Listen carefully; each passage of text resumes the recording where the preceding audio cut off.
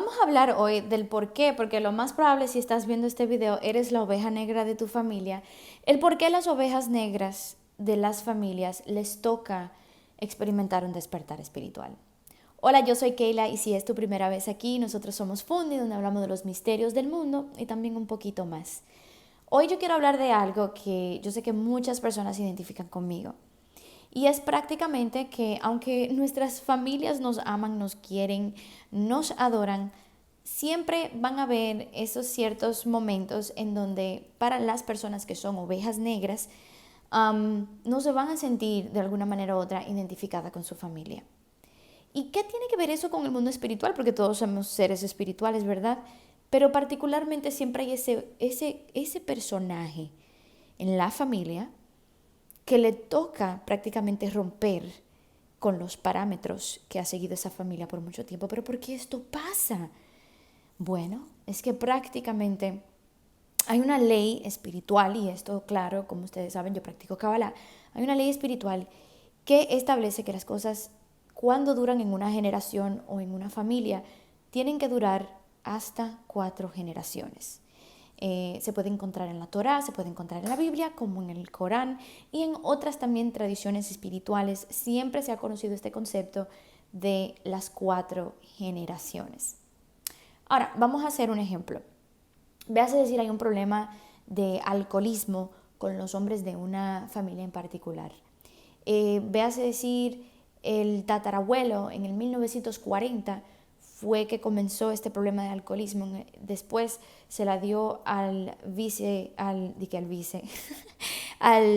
después el tatarabuelo se lo heredó al abuelo.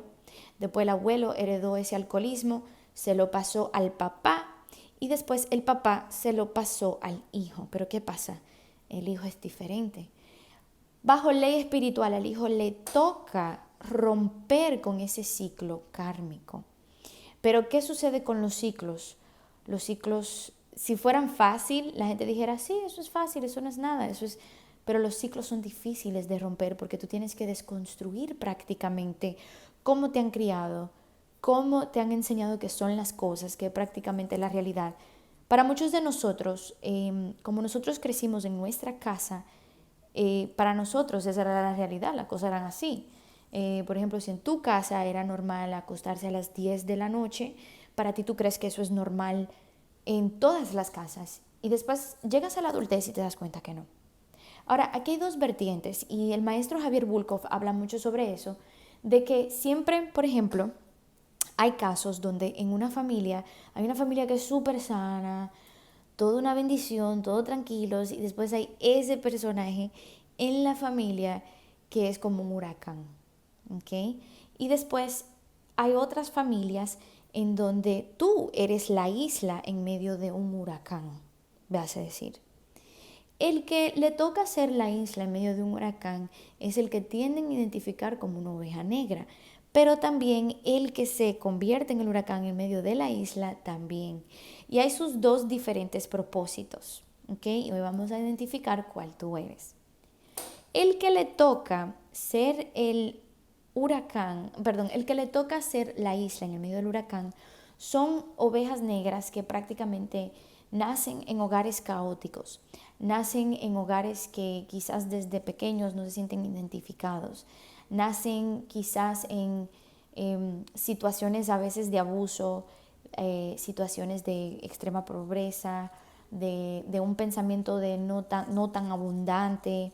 Quizás le toca a estas personas, por ejemplo, en muchos casos, emigrar a otros países, irse a otro lugar para poder ir desconstruyendo lo que a ellos le enseñan desde pequeños.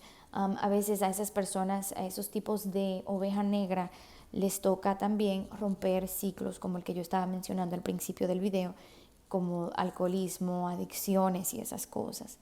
Ahora, ustedes dicen, qué extraño entonces, pero está claro el funcionamiento de esa oveja negra, pero el funcionamiento de la otra oveja negra, ¿qué? Porque esa oveja negra lo tuvo todo, tuvo la casa, la familia, la comodidad, toda la cosa. Ese es el problema. En medio de la comodidad no se crece también. Y a veces hay familias que necesitan tener ese pequeño huracán para ellos poder despertar a una realidad espiritual mucho más profunda. Por eso es que a la oveja negra le toca el despertar espiritual, porque es la única forma que va a poder romper el ciclo, porque el sistema no se lo va a decir, la gente no se lo va a decir, la sociedad no se lo va a decir, la escuela, el trabajo, nada se lo va a decir. Lo único que le va a decir, mira, a ti te toca romper el ciclo, es pasar por un despertar espiritual y darse cuenta que nosotros no estamos atados a nuestro apellido, nosotros no estamos atados a nuestra identidad dentro de una familia, no estamos atados a un título, véase decir profesional, como un título entre tu rol familiar. Entonces la oveja negra se desliga del título familiar. ¿Y qué sucede? Cuando tú te das cuenta que eres un ser espiritual, te das cuenta que todos estamos aprendiendo lecciones en este plano. Entonces, cuando tú eres la oveja negra, a ti te toca descifrar y desconstruir todas esas cosas. Pero para tú poder hacerlo tienes que tocar fondo. Sí, tienes que tocar fondo. Y en muchos casos también viajar. Muchos de los patriarcas, si ustedes se dan cuenta, y las historias bíblicas o de la Torá, hablan de personas que tuvieron que tomar un viaje hacia otro lugar. Pero ese peregrinaje, creo que se le dice peregrinaje, prácticamente representa el viaje de nosotros, los seres humanos. Me recuerda mucho al tarot de El Bufón, que es la primera carta del tarot, de las 22 mayores arcanas. Y me encanta que esa es la primera porque representa el camino del hombre y del alma. Entonces, a la oveja negra siempre le va a tocar el camino difícil de recordar quién tú eres a un nivel del alma y del espíritu, para poder decir, espérate, yo no soy el vago de la familia, eso es un título que me pusieron a mí me toca romper este ciclo. Entonces, por eso es que a veces tú ves que también la oveja negra de la familia siempre la van a fuerear, siempre la van a botar, siempre quizás la van a hacerla sentir un poquito fuera de lugar. Y les voy a decir una cosa, como también se lo dije en el post de los amigos, no lo cojan personal. Tienen que identificar que a veces cuando ustedes se sienten así en sus ciclos familiares, es el mismo ciclo que está peleando contigo, no es tu familiar, no son tus hermanos, no es tu mamá, no es tu papá, es el ciclo. El ciclo no sabe cómo reaccionar hacia una persona que no sigue el guión. Entonces, básicamente tú te conviertes como en la manera de un virus adentro de ese entorno familiar. Pero tienes que ser fuerte, porque a ti te toca, de alguna manera u otra, romperlo. Y no necesariamente significa que vas a estar en enemistad con tu familia ni nada de eso. Es un camino que te va a tocar perdonar mucho, te va a tocar lidiar con muchas cosas. Yo les voy a contar la historia, una de mis historias bíblicas favoritas de la Torá, que es de Josué, creo que era Josué o José, siempre me confundo con esos dos, pero era el que le regalaron un coat de colores. Él era el hijo de Jacob, el que se le conoce como el patriarca de las 12 tribus de Israel. Él era el hijo favorito de Jacob, pero no era tanto que era favorito, sino que era hijo producto de su esposa Raquel, que era el amor de su vida. Entonces, él siempre tuvo como un cierto cariño por José. Esto creó cierta enemistad con sus hermanos. Un día, Jacob le regaló un suéter, como un jaque de multicolores a Josué, que yo creo que. Cuando pasó esto creó envidia entre los hermanos. Y para no alargarles el cuento, ellos lo tiraron en un pozo para que se muriera, o para que lo descubrieran y se lo llevaran como esclavo. Lo que prácticamente sucedió, porque entonces unos egipcios lo recogieron y se lo llevaron para Egipto. en donde él se destacó por sus sueños proféticos. Ahí fue que él comenzó a despertar espiritualmente mientras estaba en esta tierra extraña llamada Egipto. En todo ese proceso, él era un chico muy aparente, llamaba mucho la atención. Una esposa del faraón se enamoró de él. Él la rechazó y esta mujer se enfadó y le dijo al esposo que supuestamente él estaba tratando de hacerle algo. El punto es que él terminó en la cárcel. Mientras él estaba en la cárcel, él comenzó a tener unos sueños extraños y se regó la voz en la cárcel de que a él le daban sueños proféticos. Miren la conexión entre tener que ir a otro lugar, la conexión entre tener que tocar fondo y se le despertaron los dones espirituales. Cuando él está en ese estado, hubieron 2 prisioneros que comenzaron a probarlo y le dijeron, si es verdad que tú tienes dones, ¿qué es lo que me va a pasar a mí? Y había uno que se estaba burlando y le dijo, a ti, mañana te van a ejecutar y te van a cortar la cabeza. Y a ti, le dijo al otro muchacho, te van a dejar libre y vas a poder conseguir todo lo que perdiste en este proceso.